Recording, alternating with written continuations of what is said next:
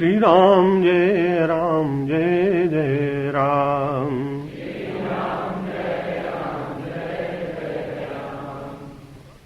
अभी थोड़ी देर पहले मैं स्वतंत्रता संग्राम सेनानी स्वर्गीय ब्रजलाल बियाणी जी की एक पुस्तक पढ़ रहा था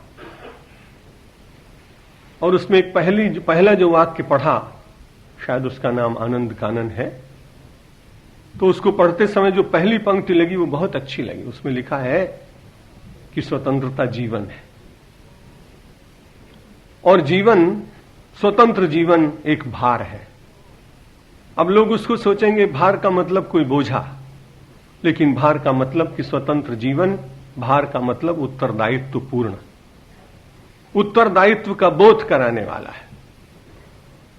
उस छोटी सी पंक्ति के भीतर मुझे बड़ी प्रेरणा यूं मिली कि स्वतंत्रता यदि जीवन है तो भक्ति भी व्यक्ति को स्वतंत्रता का बोध कराती। आर्थिक स्वतंत्रता, सामाजिक स्वतंत्रता, व्यक्तिगत स्वतंत्रता, इन सब की अपेक्षा भक्ति के द्वारा जो स्वातंत्र प्राप्त होता है वो उससे भी अधिक श्रेष्ठ है, क्यों उसमें परवशता का परित्याग होता है।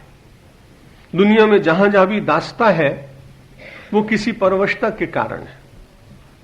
व्यक्ति जितना जितना आत्म स्वातंत्र का अभ्यासी होता है उतना ही अंतर से उसकी परवशता की वेणियां अपने आप कटती चली जाती हैं। आपने महापुरुषों के श्रीमुख से कई बार सुना होगा कि वास्तव में दुख कहां है? सर्वम परवशम दुखम, सर्वम आत्मवशम सुखम। जहां जहां व्यक्ति परवश है वहीं वहीं दुख है। अब ये परवशता किसकी कहां पर है, इसका सबका अपना अलग अलग क्षेत्र है।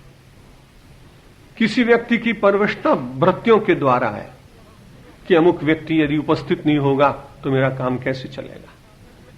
किसी व्यक्ति की परवशता वाहन के द्वारा है कि यदि ये वाहन मेरे पास नहीं होगा तो मैं कैसे सुखी होऊंगा।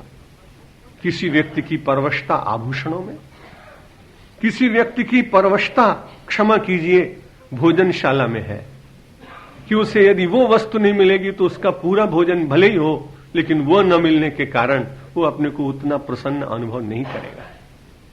इस सारी परवशता का धीरे धीरे भक्ति परिहार करती है। और गोस्वामी तुलसीदास जी महाराज ने उस स्वतंत्रता संग्राम सेनानी की जो अभिव्यक्ति है उसका बहुत पहले मानो समर्थन किया।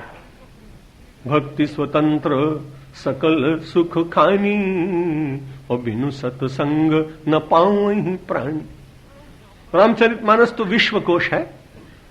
आप जीवन की किसी भी समस्या का समाधान उसमें से प्राप्त कर सकते हैं और किसी भी दर्शन के समर्थन के लिए उसमें से बोधवाक्य भी प्राप्त कर सकते हैं।